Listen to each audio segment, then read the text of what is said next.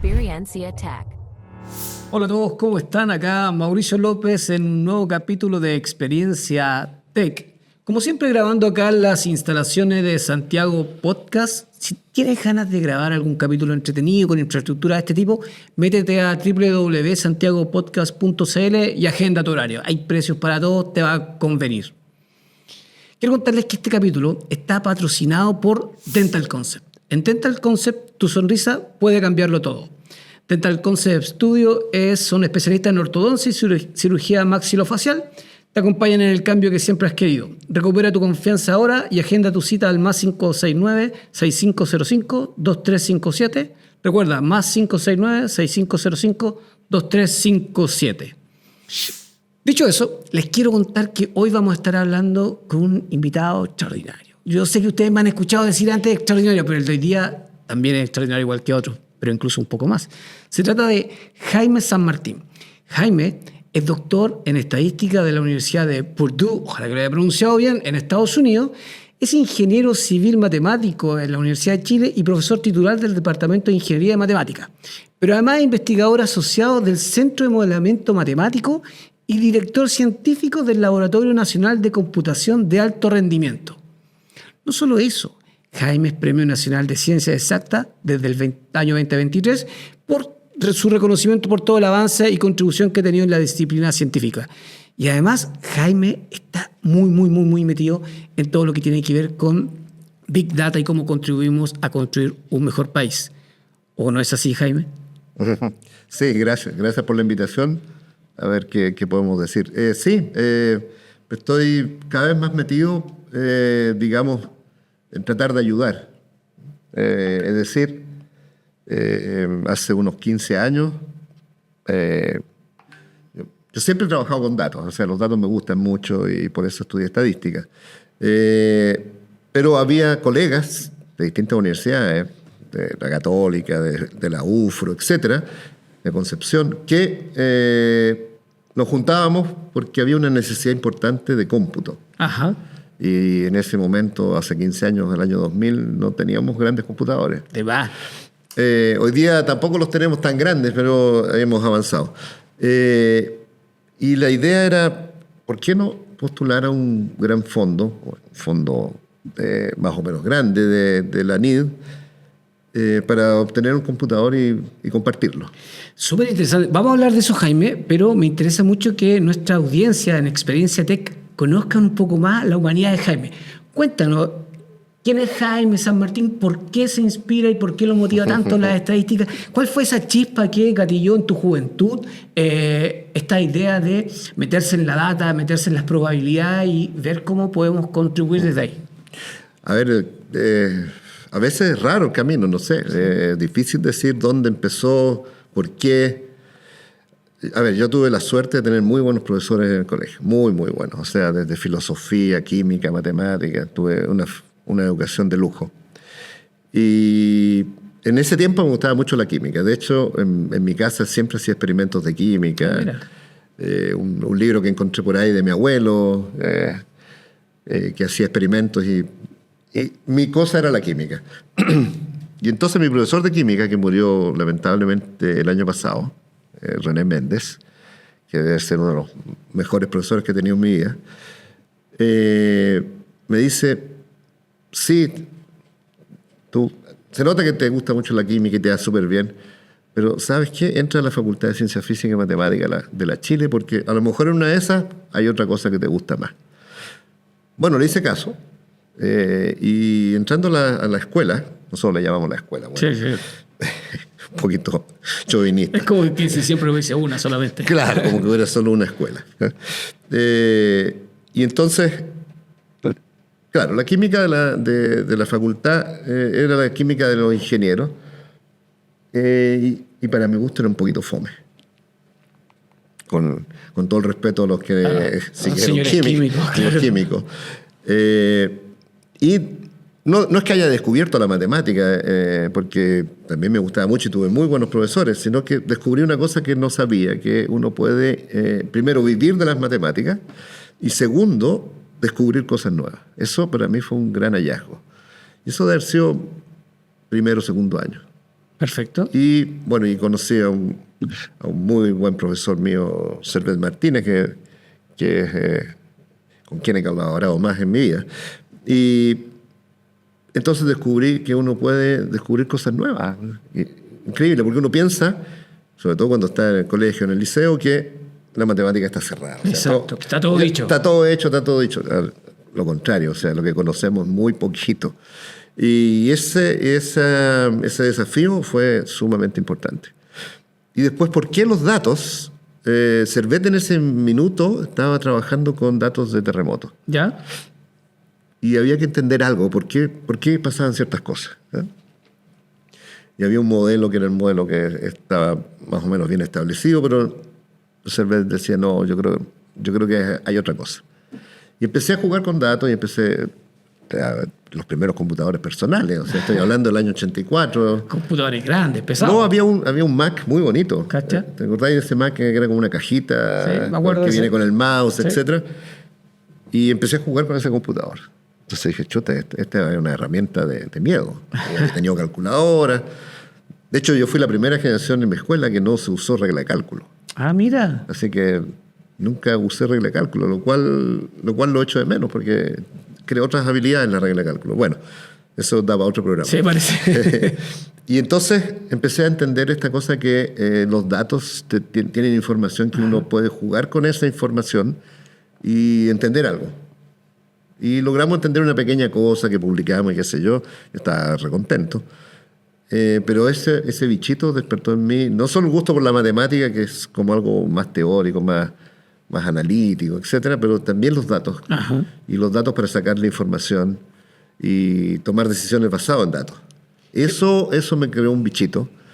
Y partí a estudiar en Estados Unidos estadística, a uno de los mejores departamentos de estadística de aquella época. Y lo pasé súper bien. Qué entretenido. Además, esto está en Indiana, esta universidad, ¿cierto? Esta universidad está en Indiana, en un pequeño pueblito que se llama West Lafayette. West Lafayette. Hay que pronunciarlo así. Así lo pronuncian los Hoosier, que son los de Indiana. Y un pueblito donde no pasa nada. O sea, uno va a estudiar. Uno va a estudiar, recién casado además. Una semana antes de partir nos casamos con mi esposa. Y bueno, descubrimos toda la vida ella. Seguro. 3 años estuvimos ella trabajando, también estudiando. Así que lo pasamos súper bien y el departamento era muy, muy bueno. Qué bueno. Conocí a gente que trabajé después durante muchos años. Qué entretenido. Además, qué notable porque uno arma los primeros lazos que van a establecer líneas de investigación. Claro, probablemente. exactamente. Ahí hay un ámbito que tiene que ver con las probabilidades y cómo las probabilidades, que uno diría esto es la explicación de lo azaroso, se puede transformar también en la explicación de la realidad. ¿Cómo es ese fenómeno? A ver, eso es interesante. Hace poco di una charla sobre la historia de las probabilidades. Yo no soy experto en historia de la ciencia, entre paréntesis, sino más bien recopilé cosas que otros han dicho y me hacen sentido. Si uno, ¿qué aprende en el colegio? Aprende matemática esencialmente que uno piensa que nació con los griegos, pero en realidad eso es una gran mentira. Pero bueno, podemos hablar de eso un programa entero. El otro capítulo. Otro capítulo. Es una gran mentira por los descubrimientos que estamos haciendo recientemente, o sea, más de un siglo en realidad. Y uno ve geometría, uno ve teoría de números, los números primos, entiende, sí. No sé, el teorema de Pitágoras, que tampoco debe ser de Pitágoras porque es mucho más antiguo. Pero no se ve nada de probabilidades. ¿Y por qué? ¿Por qué las probabilidades aparecen tan tarde en la historia de la humanidad? Más o menos siglo XV, para hacerse una idea. Y es a raíz de tratar de entender juegos de azar. Ajá. Y ahí hay una pregunta abierta, que estuvo como 100 años abierta más o menos, hasta que fue resuelta de una manera súper inteligente, planteando un modelo de cómo funciona el azar. ¿Ya? Y eso es interesante. Mira. O sea, no es la primera vez en la historia de la humanidad que uno plantea un modelo. O sea, hay un libro muy lindo de Ptolomeo, que es un astrónomo griego que nace en Alejandría, donde por primera vez él tenía había datos recopilados esto tiene que ver con los datos, por mi pasión por los datos recopilados por cientos de años, desde los babilonios hasta los griegos, sobre movimientos celestes, o sea, los planetas, etcétera. Y Ptolomeo dice, bueno, ajusta un modelo. Él se crea un modelo en la cabeza, un modelo que era geocéntrico, o sea, el universo se movía en torno a la Tierra, lo cual hoy día sabemos que está equivocado, supongo. Por lo menos hasta ahora. Por lo menos tenemos datos que eso está equivocado. Pero ajusta un modelo y predice súper bien eclipses y un montón de cosas. Cacha.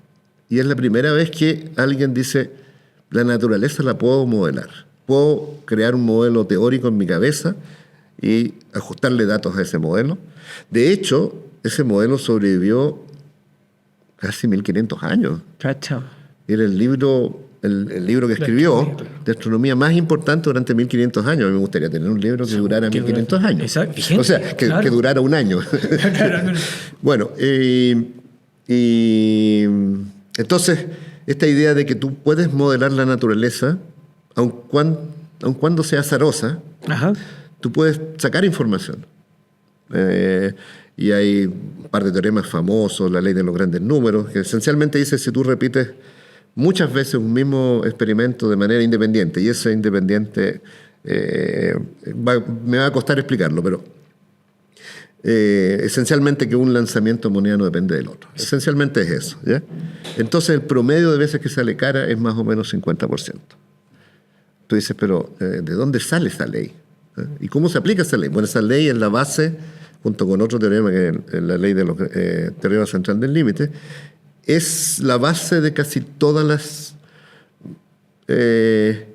las predicciones que hacemos, donde hay incertidumbre. O sea, cuando tú vas al médico y te dice, mira, esta operación tiene un 90% de salirte bien, es distinto que te diga 10%. Claro. Y uno cree en ese 90%. Y ese 90%, ¿de dónde sale ese 90%? Sale de haber tomado datos y haber experimentado y haber hecho las correcciones adecuadas para llegar a ese 90%. Exacto. Haber visto el relato del dato, cómo se fue comportando con las distintas iteraciones para llegar a un modelo que lo estandarice. Y el método científico es eso. El método científico que conocemos, que usamos, es desarrollar experimentos, medir y extraer información. Tal cual. ¿Qué ejemplo sería súper bueno, como a propósito de estos modelos de que explican la aleatoriedad que podamos evidenciar hoy día en este año 2025, en esta década de los 20, que nuestra audiencia podría decir, Bueno, hay muchos, pero por ejemplo, cuando la gente invierte en cosas que son volátiles, o sea, que tienen errores que no son predecibles. Ajá. No sé, pues tú pones plata en un fondo que está asociado al precio del cobre, qué sé yo. Eso no es exacto.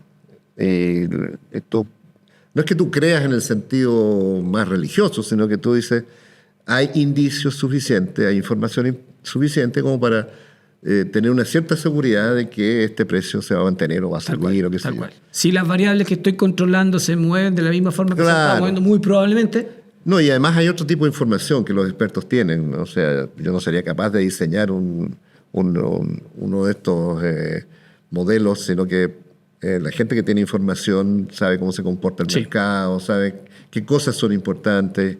Y no todo es número. También hay información que tiene que ver con relaciones que tú tienes. O sea, la expertise tiene también ese... Sí, claro. Ese lado. Hay un grado de influencia del investigador en el experimento que está haciendo. No es neutral. Siempre. Pero además esa información a veces es muy difícil ponerla en modelo. Ajá. ¿Y por qué escogiste este modelo y no este otro? Exacto. ¿De dónde sale eso? Porque finalmente los modelos me permiten a mí generar una interpretación de la realidad o también me permiten modificar la realidad.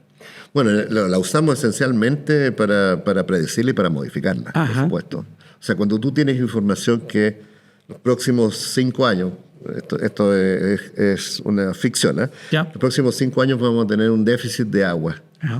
Y tienes más o menos certeza de eso. O sea, los datos te dicen eso, los modelos básicos que estás usando te dicen eso. Bueno, vas a tener que tomar medidas. Exacto. ¿Cierto? Voy a tener que invertir en no sé qué, en crear nuevas fuentes de agua, en construir represas, etc. O prepararme para desalinizar agua. En la zona central, tarde o temprano, vamos a tener que usar agua de mar.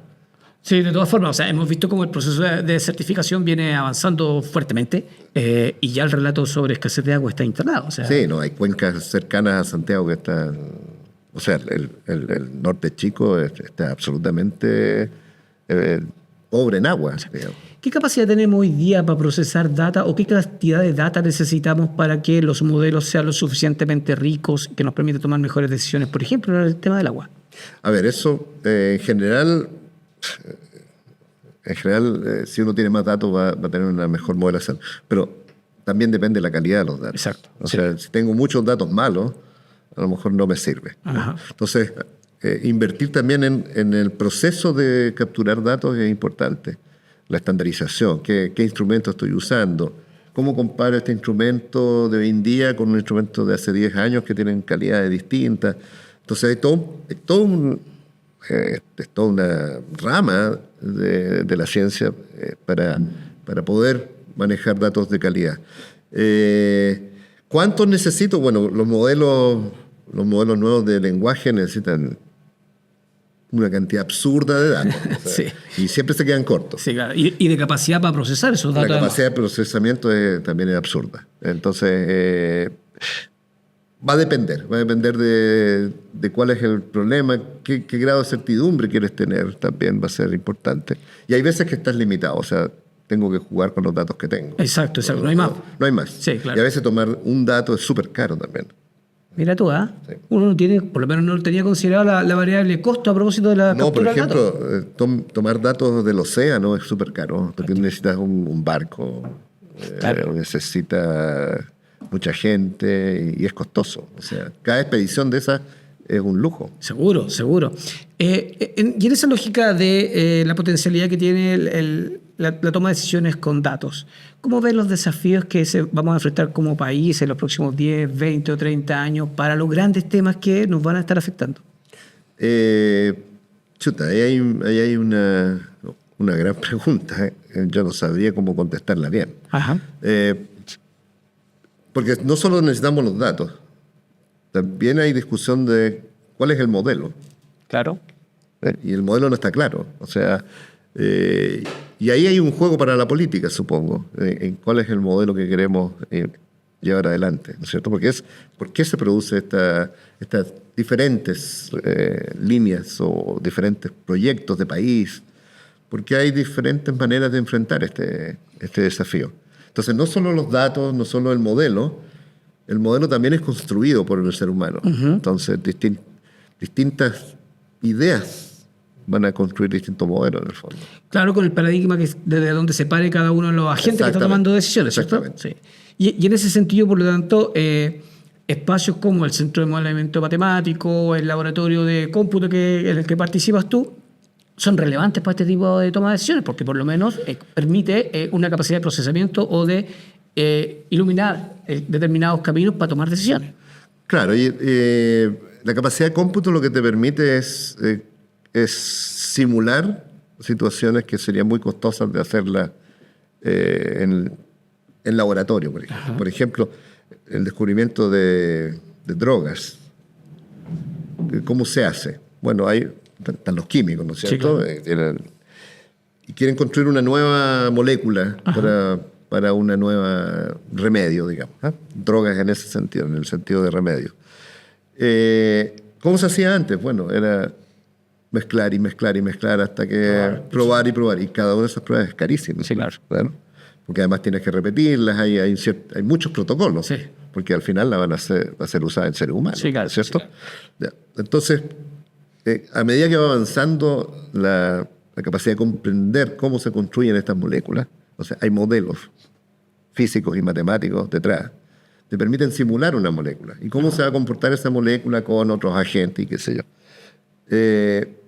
Esa simulación te elimina un montón de laboratorios y la haces en tiempo récord. Claro. O sea, no esperas años para decir, esta es la molécula, sino que hago simulaciones, pero millones de moléculas, y me reduzco el universo, no sé, al final a probar 10 en laboratorio. Sí, claro. Entonces, esa es una gran ventaja. Claro. No solo de costo, sino más de tiempo. Sobre todo de tiempo, Sí, claro, exactamente. también. Imagínate el COVID. No, claro. No. El COVID, ¿cómo fueron capaces de obtener una vacuna tan pronto? No es que la tenían antes de que apareciera Exacto, el COVID. no es que de los 90 puede investigando. ser que alguien pueda pensar eso, que Claro. estaba la enfermedad y que también estaba la vacuna y que alguien se quería hacer millonario. Ya.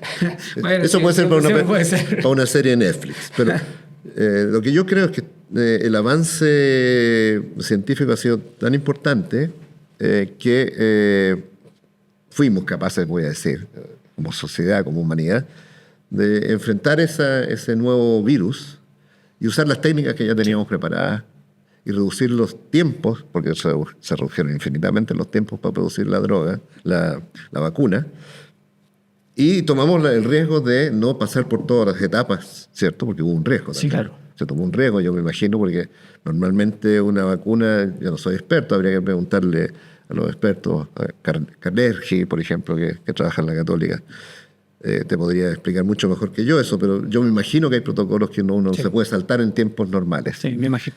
Y con el COVID yo sospecho que no lo saltamos, De todas formas. pero no sé cuántas vidas salvamos. Sí, claro. O sea, salvamos como humanidad, ¿no? Sí, claro, sí, claro. No me estoy subiendo a ese barco. No, se entiende. Pero efectivamente, sin esos modelos, la certeza del éxito es muy, muy baja, porque los modelos Claro, nos permiten acotar más adecuadamente Claro, el tipo te de guía resultados. por dónde vas, por dónde tienes que ir experimentando. Exacto. Y en este sentido, ¿cómo se articula adecuadamente estos modelos de procesamiento con la necesidad que requiere la inteligencia artificial para estar procesando a la velocidad que está haciendo, por ejemplo, la generativa? A ver, ahí hay una cosa bien virtuosa que es modelos que requieren mucho cómputo. Ajá. Sospecho que muchos de estos, o sea, no sospecho, muchos de estos modelos o sus raíces ya tienen larga data, ¿no es cierto? Y su desarrollo no fue posible mientras no tuviéramos una gran capacidad de cómputo. Sí. Pero al revés también, una gran capacidad de cómputo usa estas herramientas de inteligencia artificial y de modelación en general, y de algorítmica, etcétera, para tener más cómputo. Entonces es como un juego doble. Sí, claro. Tengo más cómputo para ajustar modelos que me van a servir en otras áreas, pero esos mismos módulos o esos mismos modelos también me permiten mejorar los computadores que tenemos. Entonces es un ciclo bien virtuoso. Sí, claro. Y en términos de esta capacidad de infraestructura para procesar lo que tenemos, ¿en qué estado estamos hoy día? ¿En el mundo o en Chile? En Chile. En Chile. A ver, hoy día en Chile tenemos algunos llamados supercomputadores, que son computadores de un cierto tamaño. Ya. ¿Ok? No son demasiado grandes. ¿Ya? A ver, en Latinoamérica hay esencialmente un país, que es Brasil, que tiene del orden de 5 computadores que están en los top 500. Hay una lista de los top 500 que la puedes revisar, top 500 en cómputo, y Brasil creo que tiene 5, porque esa lista se va actualizando y va saliendo, va entrando. Claro. Y creo que Argentina, sí, Argentina también tiene uno en el top 500. Cacho. Fue inaugurado hace un par de años. México creo que está por comprar uno enorme. Enorme significa $200 millones. Ah, Considerable. sí. Tampoco son extremadamente caros, pero $200 millones para un país como el nuestro también es una locura, ¿no? Nosotros, ¿qué es lo que tenemos? Tenemos esencialmente unos $2 millones en cómputo, ¿Ya? en el Laboratorio Nacional de Supercómputo, que está asociado al Centro de Modelamiento Matemático. Y deben haber otros computadores de menor tamaño a lo largo de Chile. Y la UTA, ¿Ya? la UTA está en Arica, va a instalar un computador del orden de $5 millones en esta primera etapa. Y quiere llegar del orden de $10 millones. O sea, ese va a ser un computador razonablemente grande. ¿Y entraría en este top 500? Si entra, va a entrar muy abajo en la lista, no sé. Porque la lista además va avanzando. A medida Sí, que tú vas claro, invirtiendo, los otros ya invirtieron. Obvio. Barcelona, por ejemplo, hoy día acaba de invertir el BCC, que es el Centro de Supercómputo Español, que está en Barcelona. Acaba de invertir $200 millones hace un par de años y este año volvió a invertir $120 millones de dólares. Porque efectivamente hay infraestructura, hay que estar renovando constantemente. Y eso es lo que hemos tratado de convencer al Estado, así que aprovecho Dale. este espacio para decir, Chile necesita tener un centro de supercómputo razonable. Y razonable debe ser unos pocos millones de dólares a esta altura. Chile lo necesita porque el tipo de país que queremos construir lo requiere para tomar mejores decisiones con la información o la velocidad de la información. Yo diría que ambas. ¿Ya? Ambas. Si no, vamos a depender de cosas que otros hagan. Ajá. Y hay cosas que otros no van a hacer por nosotros. Por ejemplo, todo lo que tiene que ver con el estudio de nuestra naturaleza, nuestro océano, Ajá. nuestras cuencas, nuestros bosques, etcétera, eso no lo va a hacer nadie. O lo va a hacer muy superficial. Claro. Yo creo que es una manera de tener una independencia intelectual. Sí. O sea, la independencia intelectual pasa por tener una máquina que te permita hacer cómputos en casa. Con Hay algoritmos datos, locales. hay datos que nunca vas a compartir tampoco. Seguro. Los datos de salud de las personas. Y por lo tanto eso nos podría permitir tomar mejores decisiones de salud pública. Claro, exactamente. Y no solo pública, ¿eh? O sea, tú podrías tener tu ficha, no solo tu ficha transportable, o sea, los datos de salud son tuyos. Sí, claro. Y Oye, yo los tengo guardados en sobres. ¿Eh? Sí, Yo, sí. cada vez que tomo un examen me lo guardo en sobres. Pero sería simpático tener en un lugar como una cuenta corriente y tú tienes claro. todos tus datos. Entonces estás, no sé, veraneando en Coyhaique, tienes un pequeño problema de salud y tienes todos tus datos instantáneos. Claro. O sea, el doctor de Coyhaique puede revisarlo. Claro. Esa es una aplicación, claro. pero hay millones de aplicaciones. Claro, así como accedo a una identidad digital personal, están mis datos también relevantes. Que los y esos datos no los vas a querer tener en el mundo. Quiero tenerlo en un lugar que me aseguren que van a ser tratados con la confidencialidad que se merecen. Claro, autonomía, confidencialidad, soberanía. Soberanía, eso es importante, soberanía y soberanía intelectual para tomar decisiones. ¿Qué es relevante el tema de la soberanía intelectual? Tiene que ver con la propiedad y la capacidad que tenemos para ir generando conocimiento en este lado del mundo. No, pero además querés participar en el mundo de una manera interesante. Exacto. No solo como consumidor, o sea, tú quieres aportar también. Exacto. ¿Por qué no vamos a ser capaces de aportar? No, claro, todo el rato. Yo acá estuve en algunas cosas, sino en otras no vamos a poder aportar, sin duda. Pero hay muchas cosas que Chile podría aportar si tenemos inteligencia también. Sí, claro. Tú acá en algún momento estuvimos hablando del Latam GPT y tenía que ver con el mismo relato de cómo somos capaces desde este lado del mundo poder construir un algoritmo que nos permitiese en nuestro lenguaje, con nuestra idiosincrasia, nuestra forma de explicar las cosas. Por supuesto, y las lenguas precolombinas. Sí, claro. O sea, que se van perdiendo, además. Sí. ¿Qué desafíos tiene En eso es súper importante el CENIA. ¿Eh? El CENIA es un tremendo socio nuestro.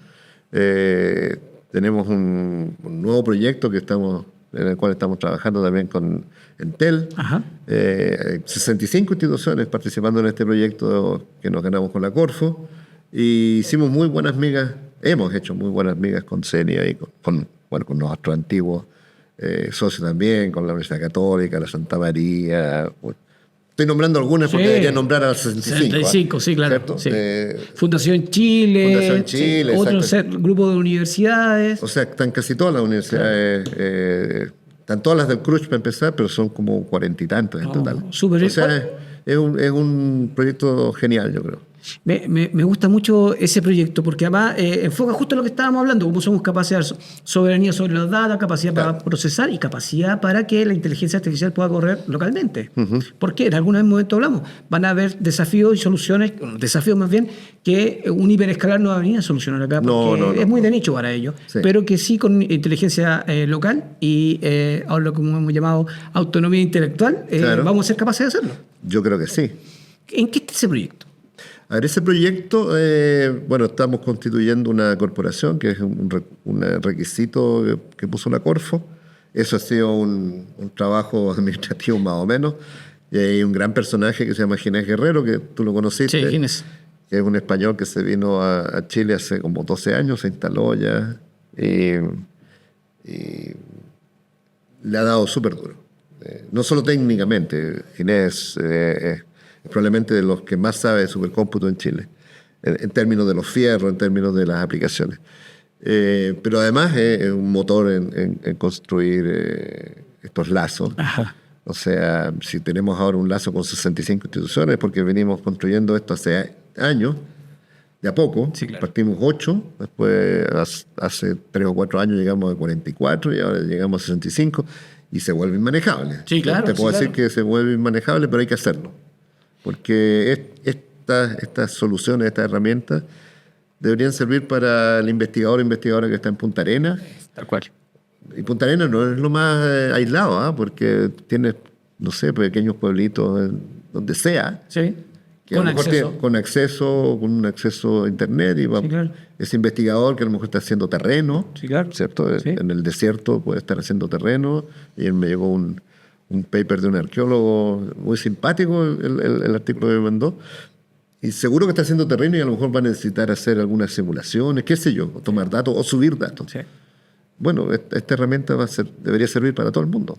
Qué tremendo, porque se transforma de una propuesta tal vez de nicho, pero que se transforma eventualmente en algo más nacional, con un desafío nacional. Y siempre me acuerdo de esta chica Matsukato, que es el apellido, que habla de los desafíos nacionales, de cómo somos capaces como país, todos juntos, a De ponernos resolver, acuerdo. de enfrentarnos. Exacto, exacto. ¿Algo de esa épica hay en este proyecto?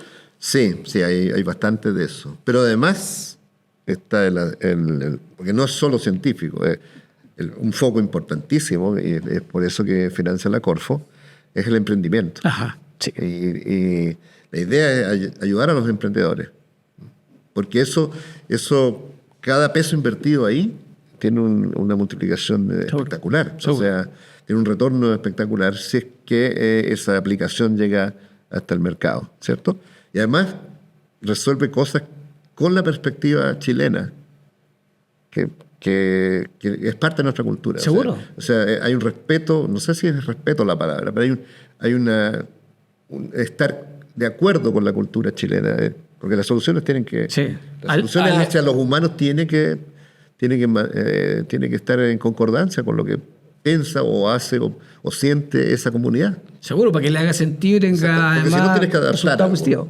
¿no? Porque si no, hay que hacer una adaptación, pero ¿por qué no hacer una construcción desde nuestra manera de mirar el mundo? Exacto. Y además que con las capacidades que ustedes van a instalar, eventualmente grupos de emprendedores van a poder usar estas capacidades para desarrollar más que van a sus poder, soluciones. o sea, un foco importantísimo es que tengan acceso. Buenísimo. Buenísimo. Y probablemente van a tener acceso muy, muy a bajo costo. Y algunos acceso gratuito, directamente. Porque queremos que esto parta, que se eche a andar. Exacto, exacto. Que vaya generando un músculo. ¿Ah? Claro. Qué entretenido, porque efectivamente es una invitación nacional a transformarnos, a desarrollar nuevas capacidades, a desarrollar nuevas soluciones locales, con todos estos procesos que estábamos hablando. ¿Cuándo vamos a tener noticias sobre eso? A ver, ya conformamos la corporación. Muy bien. Vamos a tener probablemente nuestra primera reunión pronto. Estamos todavía en etapa de hacer algunos ajustes que nos está pidiendo la Corfo. Ajá. Yo diría que enero vamos a estar ya constituidos de verdad. Enero lo que debemos dedicar para planificar qué máquina queremos comprar, porque hay que ver qué cosas nuevas hay. Sí, claro. Para no entrar tan obsoleto en el listado que estábamos hablando. Y cómo hacemos rendir mejor los recursos que vamos a invertir en máquinas también, porque no hay una única solución. No, claro. Entonces, yo creo que enero y marzo nos vamos a tomar para hacer esa consulta al mercado, qué nos pueden ofrecer, a qué precio nos pueden ofrecer. Yo diría que la máquina debería estar llegando, no sé, junio, julio, por ahí. Buenísimo. Oye, y en ese sentido, y dado esa fecha, ¿qué invitación le harías? Con suerte, eso es con suerte. Claro, cruzando los dedos. En la versión china. Lo importante es que sea siempre, o antes del 18, o que no se tope con un partido de la selección chilena si juega la selección que gana partidos. La de hoy día no gana mucho, pero mientras no se cruce con esa fecha, puede avanzar más rápido. Sí.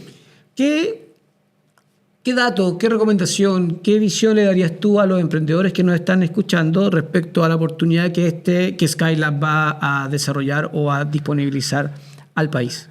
Yo creo que nosotros estamos entusiasmados en tener aventuras conjuntas. Y todas las semanas recibimos a jóvenes que están queriendo, no sé, crear nuevos modelos para los salmones, otros que quieren, no sé, cómo poder impactar en la minería. Hay muchos jóvenes, hombres y mujeres, que están tratando de llevar adelante sus sueños, que tienen que ver con cómo resolver un problema. Exacto. Y cómo hacerlo desde su conocimiento y su mirada. Esta herramienta de cómputo va a estar al servicio de ellos y de ellas, de todas maneras. Quiero dar la invitación. Jaime, muchas gracias por estar acá con nosotros. Se nos pasó volando Chuta, ya terminó. el ratito, sí. Pero el primero de otros capítulos. Que sea, Ok. acá en público, súper invitado, Jaime, para estar conversando en los siguientes capítulos. Y además de los distintos temas que estás investigando en el Centro de Modelamiento, no te pregunté, ¿en qué estás hoy día en el Centro de Modelamiento Matemático? A ver, yo pasé por una fase de estudiar plagas hace como 20 años. ¿Ya? Plagas para el sector forestal, trabajé como 15 años en eso. Tengo experiencia en la relación con las empresas. Y después me moví a astronomía. Cacha. Y ahí deberías entrevistar a Francisco Foster, de todas maneras. Hay que invitarlo. Hay que invitarlo. Hay que invitarlo. Este gallo hizo un desarrollo genial para este nuevo telescopio que se llama el Vera Rubin, ¿Ya? que te explique él. Muy bien. Es genial. Y además entró en competencia con el mundo y ganó. Mira. Es uno de los 5 brokers que se llaman para masajear los datos que produce este telescopio y disponibilizarlos en el mundo. Así que es un caso de gran éxito desarrollado puramente en Chile. Por eso, la vamos a invitar. Bueno, trabajé con él por mucho tiempo, por unos 10 años, y hoy día estoy de cabeza en tratar de sacar este supercomputador adelante. Qué tremendo desafío. O sea, de hecho, es como el título. Chicos, imagínense esto. Tu desafío es generar o avanzar en el desarrollo del supercómputo para este país. Jaime, es un proyecto así, de título extraordinario, de épica increíble. Si además le ponemos este lazo asociado a la contribución al desarrollo nacional, a la contribución a resolver problemáticas del país, de un país del futuro, no el país del 2025.